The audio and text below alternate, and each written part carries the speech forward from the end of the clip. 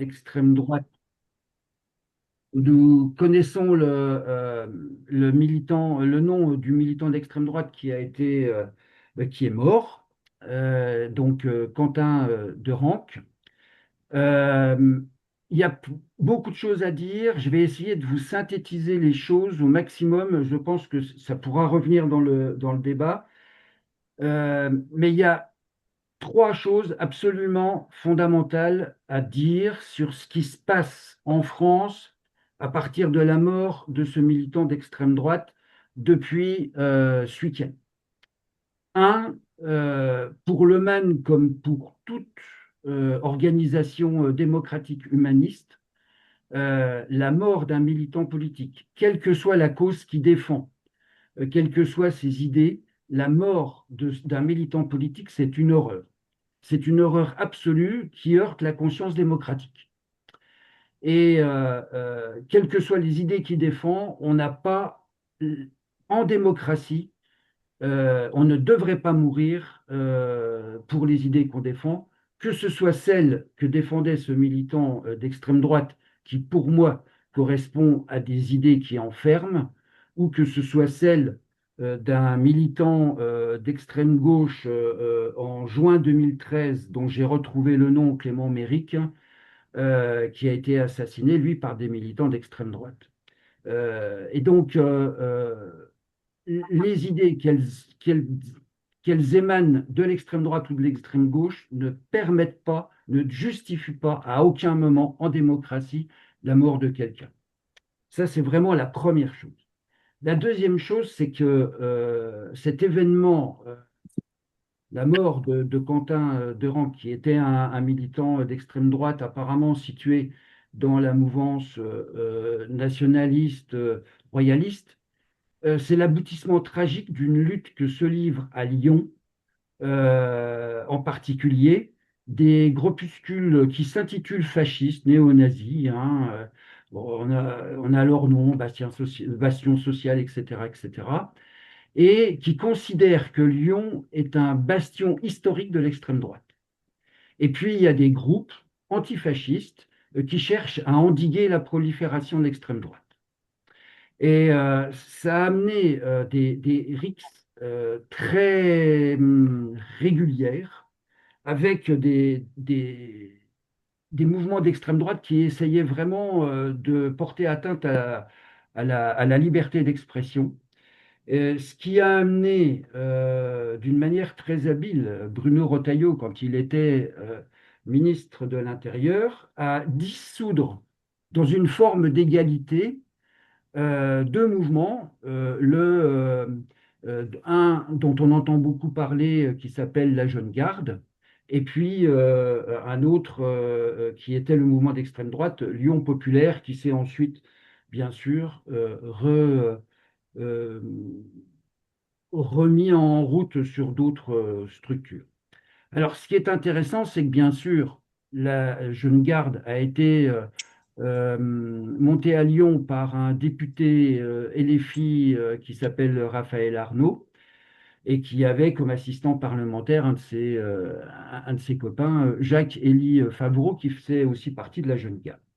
Et donc, à partir de ce moment-là, c'est la troisième chose que je voulais vous dire, parce que là, il y a un piège qui se referme sur toute la mouvance antifasciste, sur même, j'allais presque dire, toute la gauche, et il faut être conscient de ce moment historique qu'on est en train de vivre.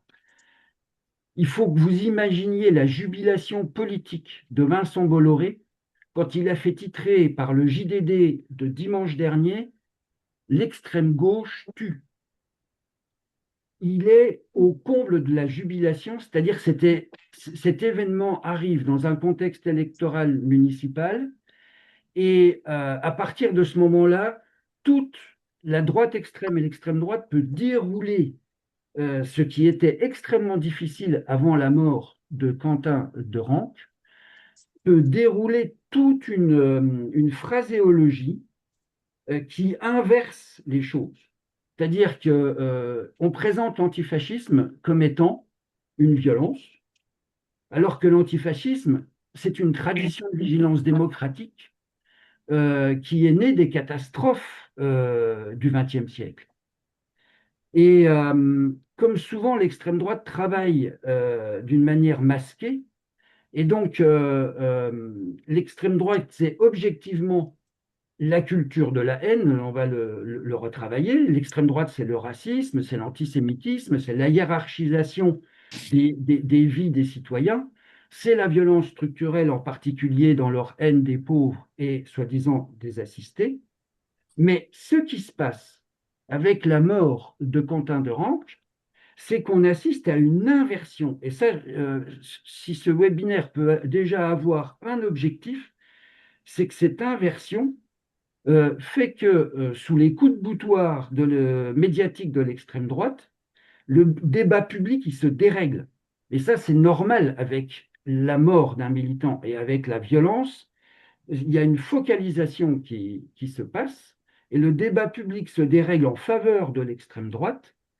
Et nous, nous sommes presque accusés d'être les complices des assassins de Quentin Desranques parce que défendre la justice sociale, l'égalité, l'antiracisme, la solidarité avec le peuple palestinien en particulier, tout d'un coup, ça relève soudain d'un danger quasiment équivalent, voire supérieur, à celui du nationalisme autoritaire que souhaite poser l'extrême droite comme projet politique en France.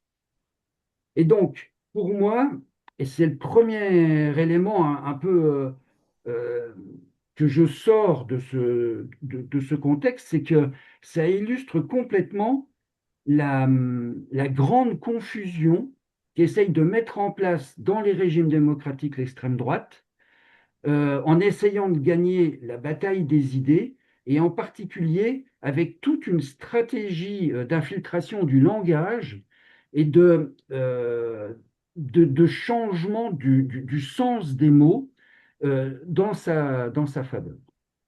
Enfin, voilà les premiers éléments que je voulais vous dire par rapport à ça. Et je pense que la lutte antifasciste, que tout ce qui va être, comment on va dire, élément de sensibilisation au danger de l'extrême droite, va être beaucoup plus difficile maintenant avec la mort de Quentin de Ranc. C'est comme si il y avait un essai d'inversion des valeurs et que l'humanisme, la non-violence, était tout d'un coup du côté de l'extrême droite. Voilà un peu à chaud ce que j'avais envie de dire sur cette mort inadmissible de Quentin de Ranc et qui pose d'une manière très très claire et avec une acuité dont on n'avait pas l'idée au moment où on avait pensé ce webinaire, la question de la lutte contre l'extrême droite avec les outils de la non-violence, avec la stratégie de la non-violence. Bien, ceci dit, avec ma complice Maïva, nous avons préparé cette intervention, donc avec quatre premières citations. Si tu veux bien mettre la première citation à l'écran, Maïva. Rien de ce qui nous arrive ne doit rester du registre de l'impensable. Alain Badiou est maintenant âgé, il a plus de 80 ans, c'est un penseur marxiste extrêmement intéressant. Il a eu lui-même, et c'est pour ça que je le mets à l'écran, une dérive autoritaire. Il a été à un moment maoïste, Alain Badiou, et il a défendu la révolution culturelle en Chine et il a défendu la prise de pouvoir qu'on peut qualifier d'extrêmement violente et génocidaire des Khmers rouges au Cambodge, avant de se rendre compte de ses erreurs et de ses errements. Et là aussi, la question de la violence, si je vous ai mis cette citation, c'est parce que la gauche aussi à ces errements et ces violences. C'est pas uniquement dans le cadre du stalinisme, là, par exemple, avec Alain Badiou, c'est dans le cadre du maoïsme. Euh, le, Pourquoi Alain Badiou il est important? Parce que Alain Badiou, il a dit ça, rien de ce qui nous est arrivé ne doit rester du registre de l'impensable après les attentats de 2015 contre Charlie Hebdo et contre le Bataclan. Et qu'il y a en France une première bascule islamophobe avec une grande revendication sécuritaire au moment de ces attentats de 2015.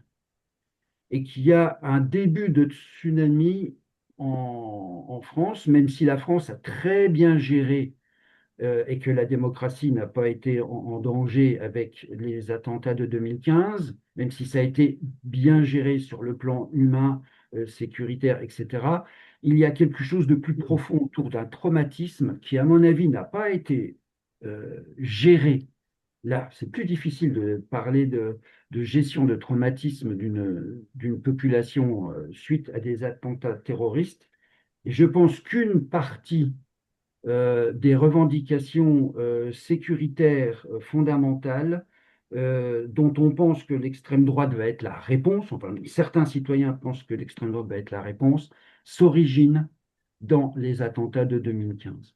Bon, il se trouve qu'en plus, au niveau professionnel, moi j'étais éducateur à la protection judiciaire de la jeunesse et chargé de la laïcité et de la prévention de la radicalisation violente, qu'elle vienne de l'islamisme, je dis bien l'islamisme et non pas l'islam, et l'extrême droite, et que j'ai vu à cette période-là une fascination pour certains réseaux d'extrême droite par l'organisation de Daesh, et avec une volonté d'imitation par l'extrême droite de cette clandestinité terroriste de Daesh.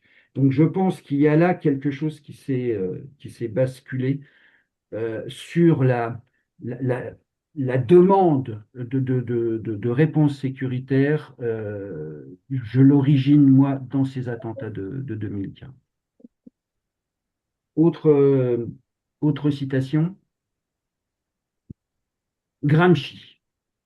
Le vieux monde se meurt, le nouveau tarde à apparaître, et dans ce clair-obscur apparaissent les monstres. Il faut imaginer Antonio Gramsci,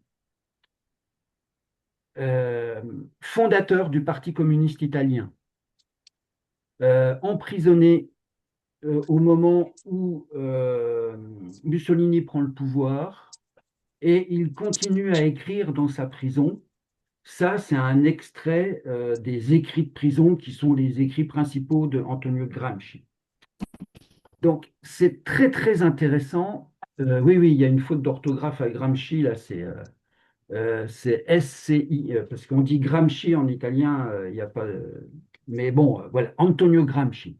C'est un des penseurs fondamentaux, et c'était à l'époque même un dissident du marxisme stalinien qui avait cours dans la pensée internationale de l'époque.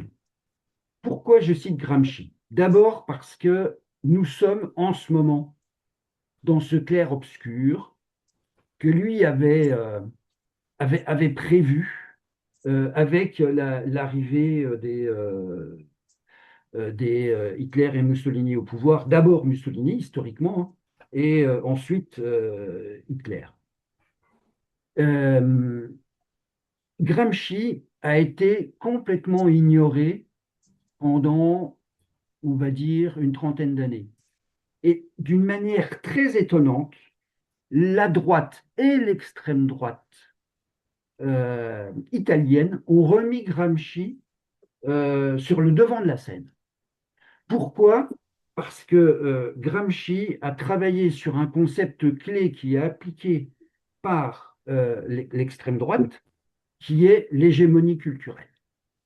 Et quand Vincent Bolloré prend le pouvoir sur un certain nombre de médias, sur un certain nombre de maisons d'édition, c'est pour appliquer pour l'extrême droite toute la théorie sur la question de l'hégémonie culturelle. Et donc, ce qui est visé par l'extrême droite en ce moment, et hélas servi par la mort de Quentin de Ranc, c'est la question de l'hégémonie culturelle.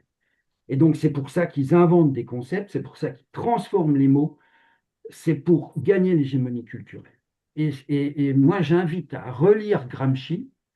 Euh, la puce à l'oreille m'a été donnée par la manif contre le mariage pour tous, parce que des gens de droite et d'extrême droite chrétienne avaient contacté le mouvement pour une alternative non violente de Nancy pour faire des formations sur l'action non violente, et ils avaient cité dans leur texte Gramsci. Donc, bien sûr, vous doutez bien que le MAN avait refusé à l'époque d'aider la manif pour tous, mais la puce à l'oreille, c'était Gramsci, c'est-à-dire que Gramsci devenait un outil théorique. À la place d'être un outil d'émancipation, ça devenait un outil théorique de l'extrême droite. Autre citation, Maëva, on ne demande pas la permission d'imaginer un monde sans extrême droite, on le construit. Maintenant, pendant qu'il ressasse le passé, on invente l'avenir. Salomé Saké, Résister, c'est le livre qu'il faut lire. L'extrême droite nous tétanise. Elle vient, elle, euh, elle essaye de faire en sorte de nous annihiler notre lucidité. Elle essaye de travailler sur le fait qu'il n'y a pas d'autre espérance politique qu'elle. Et Salomé Saké a sorti son bouquin Résister au moment où Bardella sortait le sien. Et j'ai vu dans certaines librairies, en particulier celles qui étaient près de la gare, il y avait des gens qui prenaient le bouquin de Salomé Saké et qui le mettaient sur le bouquin de Bardella. C'était assez excellent. Et j'ai trouvé que c'était une non-violence tout à fait sympathique et qui pouvait être, entre guillemets, efficace. Salomé Saké nous dit on arrête d'être obsédé par l'extrême droite et tous ces, en particulier Trump, etc., toutes ces frasques et tout. On essaye de penser l'avenir parce qu'on a besoin de recentrer la société française sur des enjeux d'égalité sociale, de bifurcation écologique, etc., etc. Salomé Saké vient du mouvement écologiste. Voilà. Quatrième citation. Gandhi, bien sûr, parce que nous sommes dans le mouvement non violent et qu'il nous rappelle en creux, là, qu'il n'y aura jamais de vraie démocratie avec l'extrême droite, on s'en doute, mais que la vraie démocratie ne viendra pas uniquement de la prise de pouvoir de quelques-uns, mais que c'est le pouvoir que nous aurons de s'opposer aux abus de pouvoir qui est extrêmement important. Et donc, la position de la non-violence par rapport à un pouvoir autoritaire, ce sera toujours celui-là. Ce sera la position de s'opposer aux abus de pouvoir. Bon, je me suis un peu attardé. On peut continuer sur les autres slides, s'il te plaît. Voilà. Donc, nous avons fait partie du festival Les Résistantes, qui était monté essentiellement par la Confédération paysanne et les soulèvements de la terre en Normandie cet été. Et j'ai rencontré donc Visa, qui est il y a Sud, mais pas uniquement Sud dans ce groupe. L'extrême droite se nourrit du désespoir. J'ai trouvé que c'était très bien cette affiche parce que on n'accable pas les gens qui votent extrême droite et on donne une perspective, c'est-à-dire que ceux qui travaillent sur l'émancipation, ceux qui travaillent sur la justice sociale donnent de l'espoir. Et ce n'est pas l'extrême droite qui donne de l'espoir. En utilisant des boucs émissaires, c'est bien la gauche ou tout l'aspect du spectre euh, que je peux nommer maintenant d'une manière assez claire antifasciste qui amène de l'espoir. Et puis, ça présente l'extrême droite comme un oiseau de proie ou un vautour. Et c'est profondément vrai. L'extrême droite se nourrit de tous les désespoirs, y compris des fois des désespoirs individuels et des peurs de déclassement. L'extrême droite, c'est une machine à transformer les peurs et les ressentiments en adhésion pour elle. Je crois que ça me paraît vraiment fondamental. Autre slide. Là, vous avez des éléments qui me sont parus fondamentaux quand j'ai préparé la formation au Forum du MAN et maintenant pour ce webinaire. Michael Fossel, c'est quelqu'un qui pense les choses avec beaucoup d'intelligence et il a fait ce bouquin avec une grande question. Est-ce que nous revivons d'une manière un peu moderne ce qui s'est passé dans les années 30, en particulier à la fin des années 30, en France et en Europe? D'où son bouquin Récidive 1938. Et c'est très intéressant parce que lui, il est historien et donc il met en parallèle un certain nombre de choses.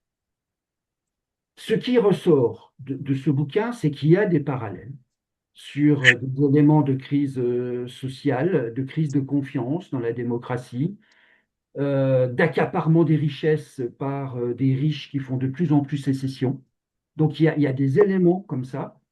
Bien sûr, des éléments de montée. Là, en 38, c'était l'antisémitisme, hein. L'islam n'était absolument pas l'obsession des gens d'extrême droite à l'époque. À l'époque, c'était les francs-maçons et les gens de gauche et bien sûr les juifs. Et donc, mais par contre, la désignation du bouc émissaire, etc., il démonte vraiment les choses d'une manière très pertinente avec ce parallèle. Par contre, la prise de pouvoir par Hitler et avant lui par Mussolini n'ont été possibles que par l'organisation d'une forme d'armée clandestine, on peut dire, hein, des milices armées. Et donc là, il dit, le contexte est complètement différent. Par contre, l'extrême droite qui n'a pas cette assise populaire violente utilise les réseaux sociaux et utilise tout son pouvoir d'influence pour compenser justement cette relative faiblesse d'implantation. Et on peut dire que Donald Trump, avec l'ICE, hein, l'Immigration and Custom Enforcement, c'est-à-dire le service d'immigration et des douanes, donc, qui est responsable de la mort d'Alex Pretty et de René Nicole Good à Minneapolis, eh ben, il est dans cette idée-là de créer une milice institutionnelle suffisamment forte pour éviter l'état de droit. Voilà, ça c'est récidive. Ensuite, quelque chose qui est extrêmement important, et là, avec les deux livres-là, on s'oriente vers le ressenti et la sociologie des électeurs du Front National et ensuite du Rassemblement National. Parce que le problème que nous avons, nous autres, c'est comment se fait-il que, comment se fait-il que ces mouvements d'extrême droite prospèrent, et pas uniquement en France, et qu'ils arrivent aux portes du pouvoir, voire au pouvoir, aussi bien aux États-Unis qu'en Italie, et qu'ils sont ancrés. Là, il va y avoir des élections en Hongrie. J'espère que Viktor Orban va être giclé, mais ça n'a rien de sûr. C'est-à-dire après, il y a un ancrage, et on peut le dire aussi au niveau des municipalités qui sont gérées par le Rassemblement national. Je pense à Fréjus en particulier, dont on a énormément parlé, parce que c'était géré par le vice-président du Rassemblement national d'une manière absolument lamentable. Et moi, en Lorraine, on a Hayange, quoi, hein, qui est géré par un fou furieux, qui vient d'ailleurs, c'est très intéressant, de l'extrême gauche, lui c'est un rouge-brun, et il est réélu, quoi. Alors qu'il gère la ville d'Hayange d'une manière mais complètement cinglée. C'est-à-dire qu'il y a un problème d'adhésion. Et donc, ce problème d'adhésion, qui est profond, Cynthia Fleury et puis quelques autres se sont penchés sur la question du ressentiment. Et grosso modo, bon, si j'avais plus de temps, je parlerai un peu plus du ressentiment parce que c'est quelque chose qui est à la fois sur la peur et le désir de vengeance. Le ressentiment, c'est un élément extrêmement puissant de l'adhésion à l'extrême droite. C'est un mélange, donc, comme je disais, de peur, en particulier la peur du déclassement, mais aussi avec la volonté de trouver des responsables. Et le discours écologiste, de gauche, altermondialiste, etc., qui désigne les riches, et qui désigne les conglomérats bancaires et les grandes entreprises comme étant responsables en quelque sorte de l'appauvrissement de la société, est un discours trop théorique. Il faut pour les gens qui ressentent la violence sociale, la violence structurelle, ce que le MAN a vraiment identifié comme la violence structurelle, il faut pour ces gens des responsables tangibles.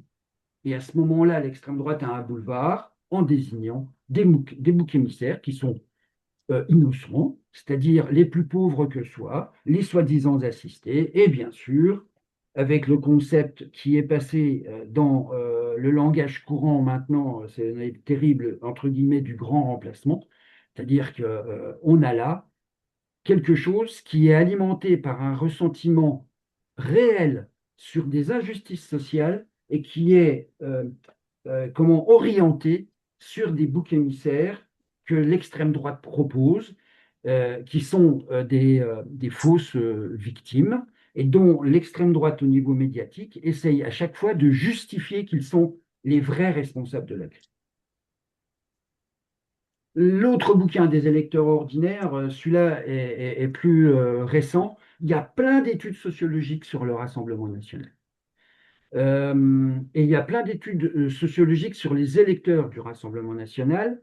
Et je tiens à le dire, si le Rassemblement national a une base toujours un peu la même, c'est-à-dire une base de gens qui sont peu diplômés, qui se situent dans la frange qui travaille. Le Rassemblement national a le plus d'électeurs travailleurs. Ça, c'est quelque chose qu'on a à entendre. Et les électeurs du Rassemblement national sont majoritairement masculins. Nous avons maintenant une bascule. C'est pour ça que le Rassemblement national gagne sur des catégories socio-professionnelles de classe moyenne auxquelles on ne s'attendrait pas. C'est lié au ressentiment, c'est-à-dire qu'il y a de plus en plus de gens qui travaillent dans les métiers du soin qui sont tentés par le vote Rassemblement national. Et on a aussi vu, enfin moi je l'ai vu au niveau des travailleurs sociaux d'enseignants. C'est-à-dire que là, on est avec la force du ressentiment et un amoindrissement de la confiance dans les institutions démocratiques, on est sur des éléments qui vont beaucoup beaucoup plus loin dans la société. Autre slide, s'il te plaît. Donc ça, c'est des références.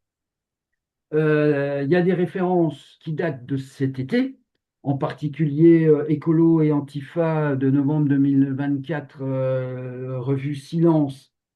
J'insiste parce que Silence s'est fait à Lyon et dans cette revue en particulier, il y a des expériences sur l'aspect lyonnais. Politis, qui date d'avril 2025, excellent sur les questions d'analyse. Et puis alors, vient d'arriver cette remarquable revue Socialterre avec Résister, dans lequel vous avez tous les éléments d'analyse et des exemples sur toutes les résistances possibles, toutes les formes de résistance qui appartiennent toutes au registre de la non-violence. Donc, Socialterre, là, a fait un numéro spécial d'une très, très, très, très grande qualité, un peu cher, mais qui va être forcément diffusé. Et bien sûr, Salomé Saké a dirigé un peu, enfin, on sent qu'elle a énormément travaillé sur ce numéro de Socialterre. Et il y a des éléments gratuits que vous pouvez déjà aller voir avec les titres, etc., etc. Voilà, on continue. Candidação.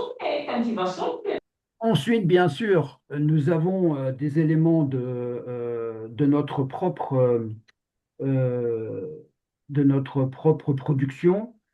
J'avais participé au numéro sur la haine.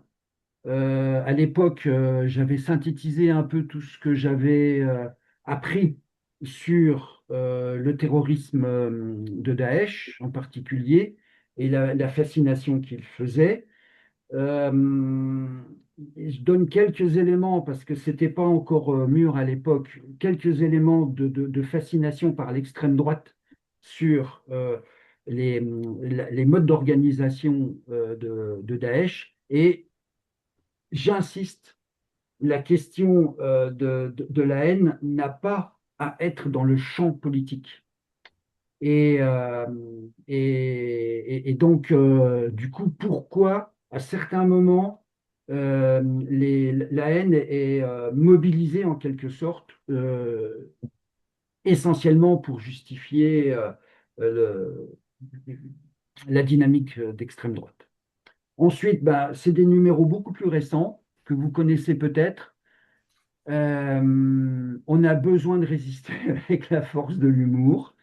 Et pas uniquement dans les luttes écolo, là c'était contre les 66, l'image. Euh, on a, dans la situation actuelle, il y a trois choses qu'il faut qu'on garde en tête. On doit garder la lucidité, on doit garder nos forces de combat et on doit garder notre humour. Euh, je prévois quelques moments difficiles pour tous les soutiens de progressistes, on va dire, et écologistes dans les élections municipales, mais c'est les trois éléments qu'on doit garder. Et c'est ce que nous dit Salomé Saké dans son bouquin Résister, c'est que l'extrême droite essaye de nous enlever même ça, qui est notre part d'humanité, c'est-à-dire la capacité à réfléchir, la capacité à être lucide, quoi, la capacité à nous mobiliser, parce que nous sommes maintenant, si nous nous mobilisons contre l'extrême droite, pour l'extrême droite, nous sommes complices d'un meurtre. Et notre humour, c'est-à-dire que ça va être notre manière maintenant de lutter contre cette espèce de machine que je vois arriver, même sur des médias type France Inter, etc., etc. À partir du moment où il y a un mort, il y a une espèce de barrière qui est franchie et,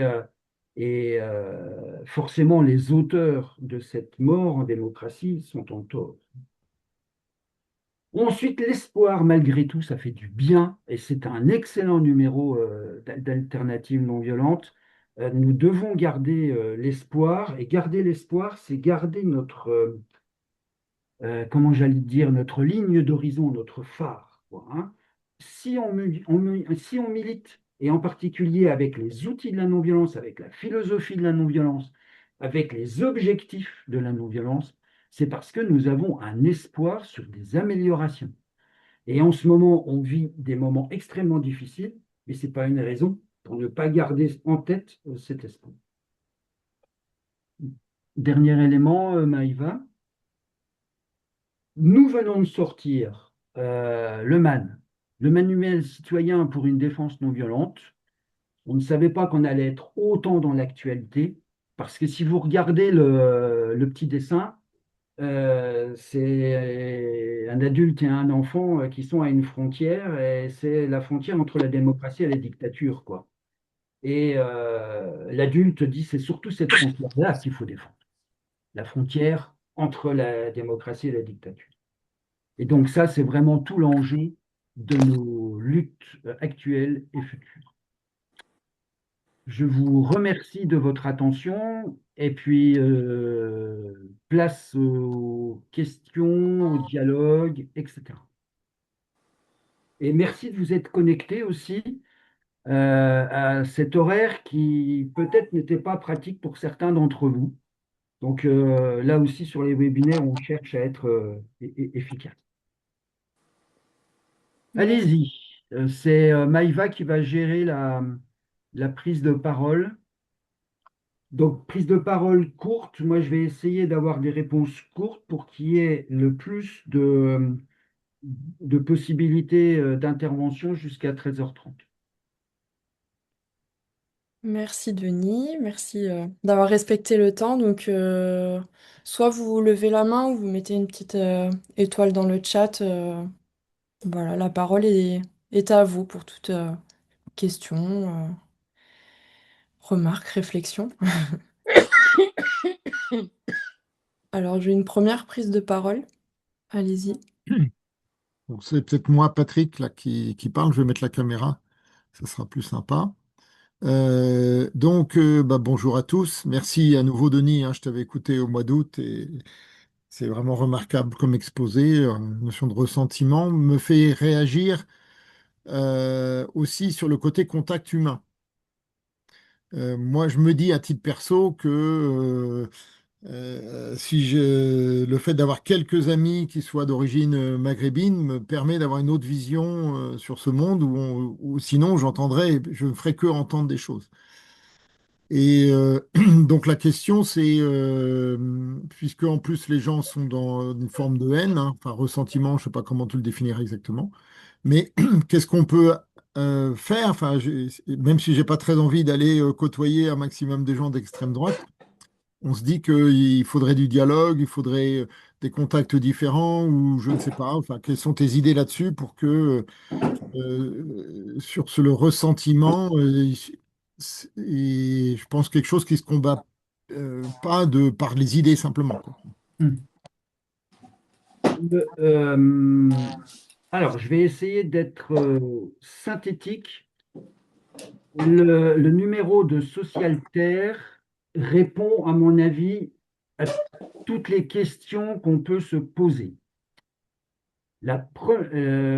Sur la manière de faire. C'est-à-dire que Je vais aller dans la la chambre. non-violence nous propose Hein? énormément de possibilités, d'outils, j'allais dire, de possibilités de réponse. Euh, il y a,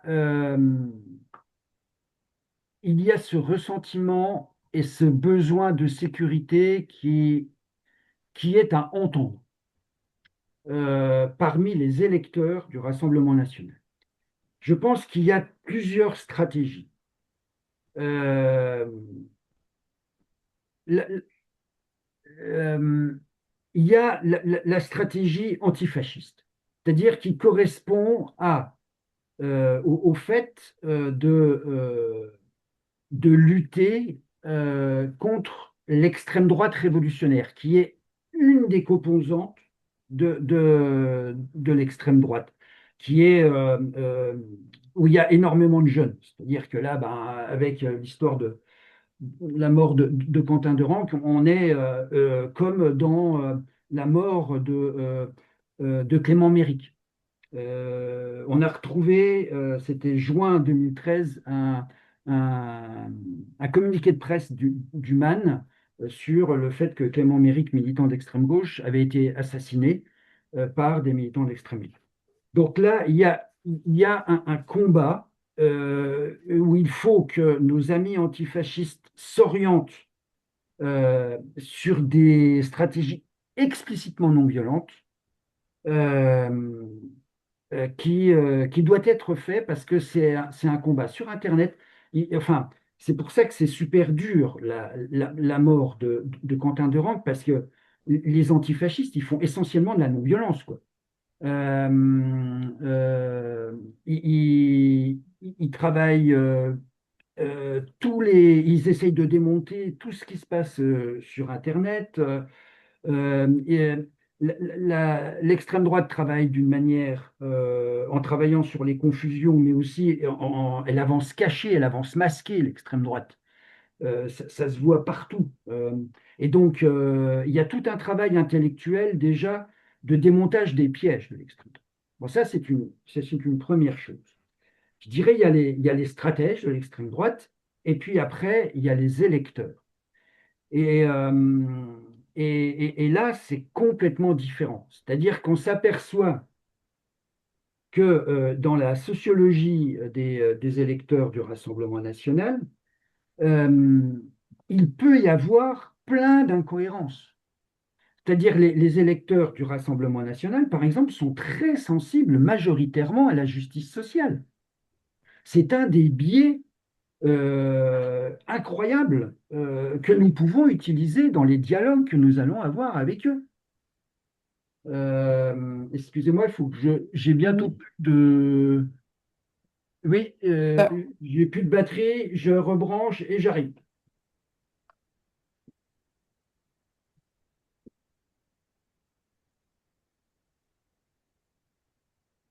je vais passer la parole à Michel après, et ensuite j'ai Chantal qui avait une question et Bernard aussi qui avait des questions dans le chat.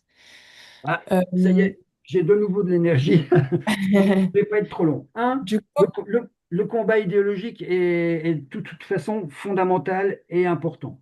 Deux, la question de la rencontre humaine. L'électorat du Rassemblement national souffre aussi d'isolement. Il y a la peur, il y a le ressentiment, mais il y a aussi l'isolement. L'impression d'être tout seul face aux difficultés, l'impression d'être abandonné par les services publics, etc., etc. Chaque fois qu'on défend des services publics, on fait reculer, à mon avis, le Rassemblement national. Il y a vraiment une peur de l'abandon qui est énorme. Et donc, il faut prendre tout ça en compte.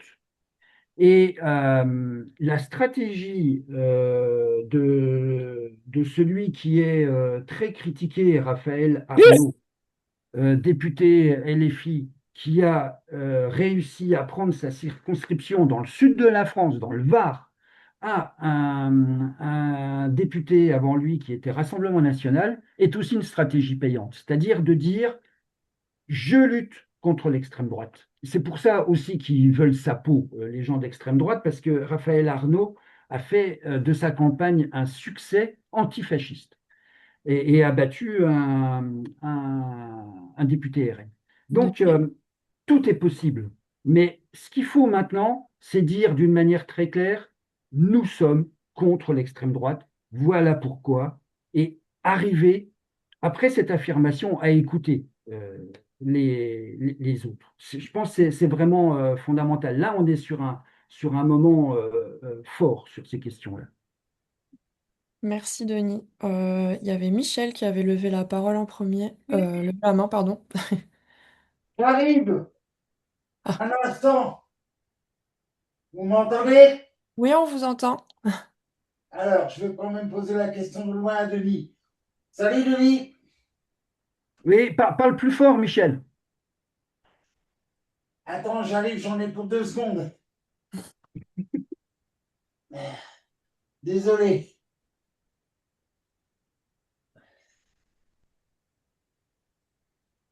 Ou si t'es pas prêt, on prend la Oh, question de quelqu'un d'autre et puis après tu reprends la parole, Michel. Ouais. J'avais Chantal qui voulait bien intervenir, mais ne trouvait pas où. Je sais pas, Chantal, si tu arrives Oui, à... vous m'entendez? Oui, on t'entend. Oui, ça y est. Bon. Alors, moi, je suis de gauche depuis ma naissance et de génération, et je serai toujours de gauche, je le précise.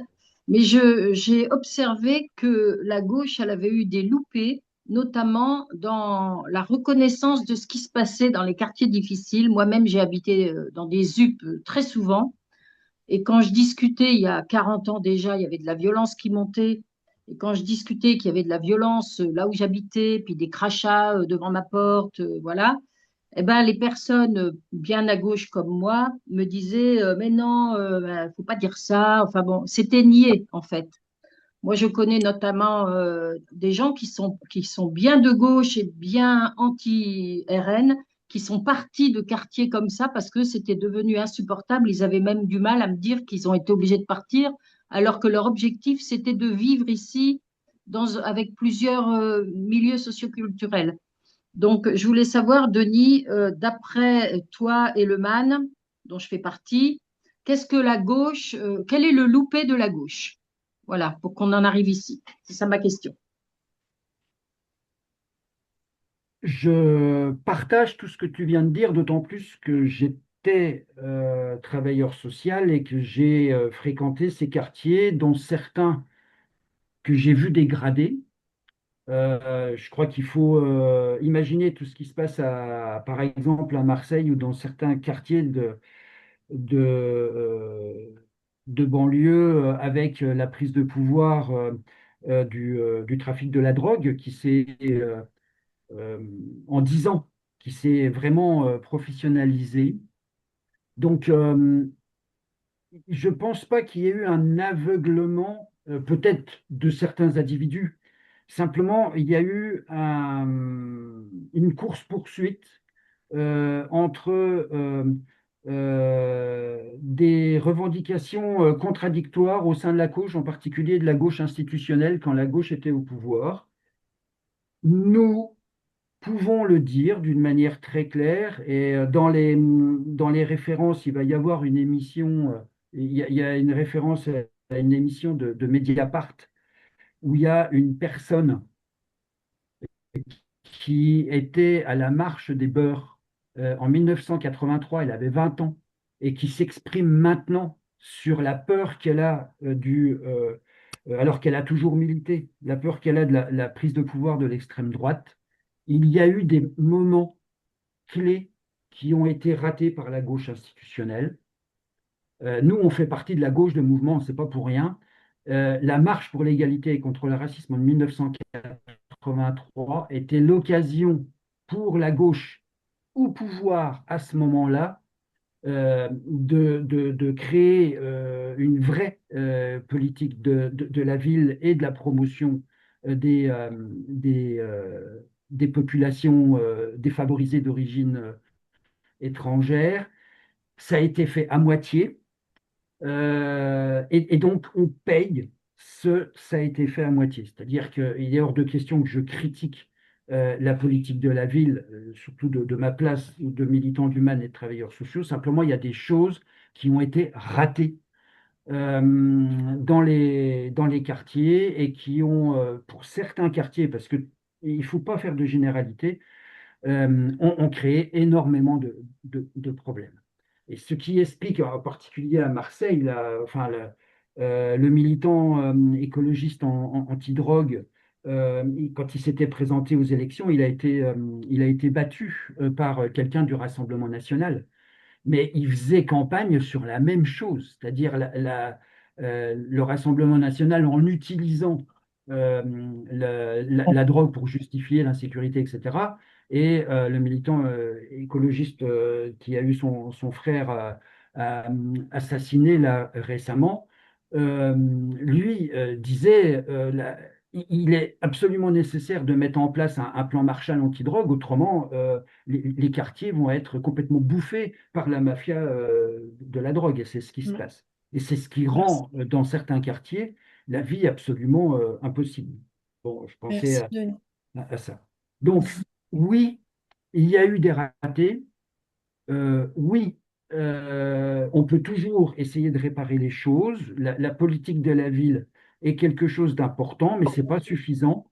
Les médiations nomades que met en place le Man de Lyon, ce sont des choses extrêmement importantes, ce que fait Yazid Kerfi aussi, etc.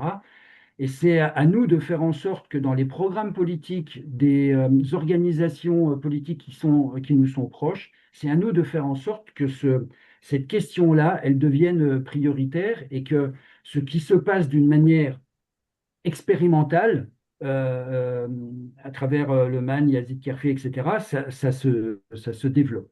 Oui, ça c'est clair. Merci. Merci Denis. Alors il y avait Michel du coup. Oui, alors rebonjour Denis, bonjour tout le monde. L'extrême droite, on a parlé un peu de fascisme avec le livre de Michael Fessel, mais on n'a pas cité l'ouvrage de Umberto Eco. Oui, Qu'est-ce que le fascisme, où il définit en 14 points, qui oui, date de 1995, il me semble.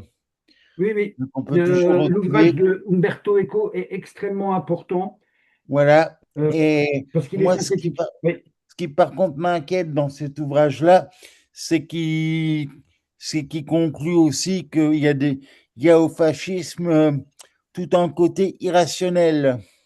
oui, Et nous, ce qu'on propose là, ou ce que tu proposes, ça reste très rationnel, ça reste très réfléchi, très optimiste, très dans les idées des Lumières, qui sont aussi attaquées par l'extrême droite.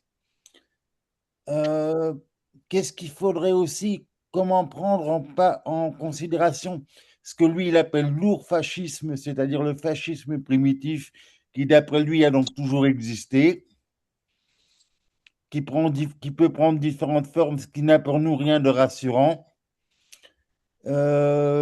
Comment Pardon, Michel. considérer ou reconsidérer tout ce travail de lutte contre le fascisme dans ce cadre-là aussi, ok. Denis?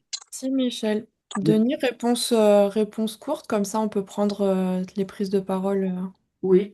Il nous reste Donc, 1 minute. la référence du... Ah, pardon Denis, on t'entend plus. Denis, réactive ton micro, je t'ai coupé le son sans faire exprès au lieu du mien. Bon, ouais, c'est bien un peu d'humour de temps en temps, hein, voilà. Oui, donc le bouquin d'Umberto Eco est tout à fait intéressant. Un, parce que c'est Umberto Eco, euh, et deux, parce que, il est synthétique et qui définit les 14 éléments qui structurent la pensée fasciste, ce qu'il appelle effectivement le fascisme des racines, quoi, en quelque sorte. Euh, il y a de l'irrationnel. Alors ça, c'est extrêmement intéressant parce que ça nous donne des pistes, ça nous donne du pouvoir, non pas pour dénoncer l'irrationnel, mais pour montrer des fois les incohérences et l'irrationalité, par exemple, d'un Donald Trump, etc., pour dire, mais est-ce que vous avez vraiment envie de ça au pouvoir en France? Et là, vous avez plusieurs éléments. Bon, j'ai donné Hayange comme élément. Vous avez des villes comme Fréjus qui sont gérées par David Rashkin, mais d'une manière complètement cinglée. C'est-à-dire que si on leur avait dit aux électeurs que ça allait être géré comme ça, mais ils auraient dit qu'on racontait des conneries. Donc, il y a vraiment des choses là, des confrontations à l'irrationalité et à l'abus de pouvoir et à cette espèce de jubilation qui est liée à l'extrême droite, qui est euh, qui est aussi dans l'atteinte à l'état de droit. Et nous nous trouvons, nous, à défendre l'état de droit par rapport à l'irrationalité de l'extrême droite. Donc là, je pense qu'il y a vraiment des pistes intéressantes pour lutter contre l'extrême droite sur la question de la justice sociale, parce que l'extrême droite tourne le dos complètement à ce vernis social qui était le sien, en particulier celui du Rassemblement national, et la question de l'irrationalité. Merci, Denis. Dernière question, oui, parce qu'il est bientôt l'heure de se séparer. Je propose qu'on prenne Alors, il y a les questions et puis tu fais une réponse globale, comme ça tout le monde Oui, peut poser sa question. Donc, il y avait Bernard dans le chat qui demandait quelle analyse faites-vous entre la montée de l'extrême droite et le capitalisme? Quelle réponse de fond suggérez-vous pour apporter un espoir aux victimes? Changement de paradigme, territorialisation de l'économie. Je pense aussi au programme de Gandhi, bien trop méconnu. Je passe la parole à Agnès pour poser sa question, puis Simone. Bonjour à chacun, chacune. J'avais une question en lien avec la version du débat moral.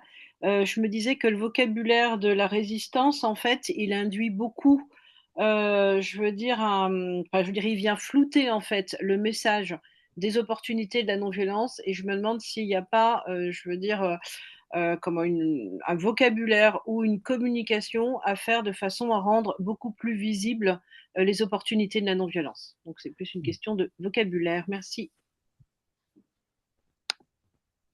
je réponds très très vite et puis après. Ah, Denis, pardon, il y a Simone dont on prend la d'accord. question. Oui, Et moi, ensuite, tu réponds.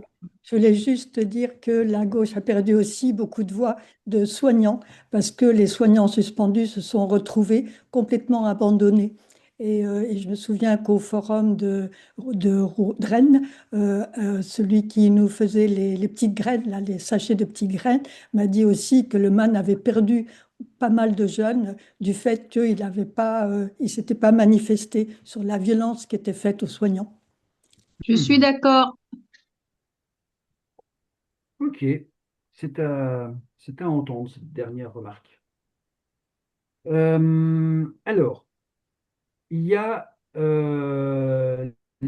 la question sur le capitalisme est extrêmement intéressante, donc je vais essayer d'être synthétique parce que là, on a déjà un petit peu dépassé où on va pas. Donc, je vais être synthétique. La prise de pouvoir de l'extrême droite, elle ne peut se faire qu'avec la complicité des grandes fortunes. La manière dont les grands capitalistes français et européens travaillent avec en particulier Jordan Bardella euh, est extrêmement inquiétante. Donc ça, c'est analysé par Alternative économique et c'est analysé par le numéro de Socialterre. Donc ça, c'est à dénoncer, surtout par rapport à des gens pauvres ou des gens de classe moyenne euh, qui votent pour le Rassemblement national. Il y a une collusion là entre les grandes richesses et le Rassemblement national, qui fait dire aux anticapitalistes que finalement, le capitalisme a besoin d'un régime autoritaire pour continuer sa vie. Ensuite, Agnès a tout à fait raison sur la question du vocabulaire. Euh, Maintenant, le concept antifasciste va être utilisé par l'extrême droite pour nous détruire à cause de la mort de Quentin de Ranc. Et donc, il va falloir qu'on repense un vocabulaire, pourquoi pas en utilisant la résistance, mais pas n'importe comment, et donc à penser les choses avec la richesse de la non-violence. Oui, oui, je suis tout à fait d'accord. Et ça, c'est notre boulot. Ça, c'est notre travail. Si on garde l'espoir, il faut qu'on arrive à penser des outils pertinents, quoi. Et on ne va pas les sortir magiquement. Là, il faut qu'on s'attelle à ces questions. Et puis, oui, la dernière remarque, moi, je l'entends. Le Covid, parce que moi, j'ai parlé de 2015, mais le Covid a amené aussi un sentiment d'isolement, d'abandon. Là, tu parles des soignants parce que nous, on les connaît plus dans nos sphères professionnelles, mais les gens qui étaient dans leur camion pendant que les autres, ils étaient euh, euh, euh, confinés, c'était la même chose, etc., etc. Donc, oui, il y a une autre crise, tu as tout à fait raison, qui est liée au confinement et au Covid, qui est liée aussi à l'isolement des individus qui est un terreau sur lequel peut prospérer l'extrême droite et il va falloir retravailler là-dessus, sur tous ces traumatismes-là, pour essayer d'endiguer cette vague d'extrême droite si on ne veut pas qu'ils arrivent au pouvoir en France. Est-ce que tu peux, Maïva, remettre les choses qu'on avait dit aussi en référence pour la fin? Ou Euh, peut-être que... C'est-à-dire, Ah j'ai non. mis au fur et à mesure Ah, d'accord. chat, enfin, au fur et à mesure de l'intervention. Il y a aussi beaucoup d'entre vous qui ont complété avec des ressources, donc merci. Euh, Merci Denis, merci à toutes et à tous de vous être connectés pour ce webinaire qui était très riche en échanges et en débats, en idées. Vous avez plein de liens dans le chat, n'hésitez pas, vous pouvez nous laisser votre adresse mail pour rester en contact, recevoir nos infos. On publiera le webinaire aussi sur notre chaîne YouTube avec les différents liens vers les ressources qui ont été faites. Nos actualités, on a une pétition ouverte à signature pour une réduction des dépenses d'armement. On vient de sortir un kit d'interpellation sur les questions de défense et pour parler de la défense civile non violente dans le cadre des élections municipales. Donc n'hésitez pas à aller voir sur nonviolence.fr, c'est à la une et voilà, ça vient de sortir. La quinzaine de la non-violence et de la paix du 21 septembre au 2 octobre, on vient de valider en conseil intergroupe le thème qui est en lien avec celui-ci, donc face aux peurs et aux rejets, réenchantons la démocratie. Donc là, les groupes locaux proposent des animations pendant 15 jours, plein de choses à voir et à découvrir. Et on organise aussi, en partenariat avec quatre autres organisations, un colloque international sur la défense civile non violente les 27 et 28 novembre à Strasbourg. Tout ça, ça sera sur notre site, sur nos réseaux sociaux, dans notre newsletter, donc n'hésitez pas à vous abonner. Et, euh, et voilà, un grand merci. Oui, Bonne journée. il y a une question sur le chat là. Mediapart a fait des choses très intéressantes sur les mairies gérées par le Rassemblement national, mais pas que Fréjus, hein, il y en a d'autres. Et donc il y a un document de Mediapart en accès libre sur ces questions-là, dont j'avais donné la référence à Maïva, mais Serge vient de la diffuser. d'accord, ah ben c'est très très bien. Merci. Et Bravo Maëva, bravo Denis. je vous remercie du travail en équipe parce que j'ai vu que pendant que je parlais, il y avait plein de choses sur le chat. Mhm. Là, c'est très très bien. Je l'enregistre, comme ça j'ai toutes les références pour transmettre tout ça. Merci à toutes et à tous, bon après-midi, à très bientôt j'espère. Allez, au revoir. Au revoir.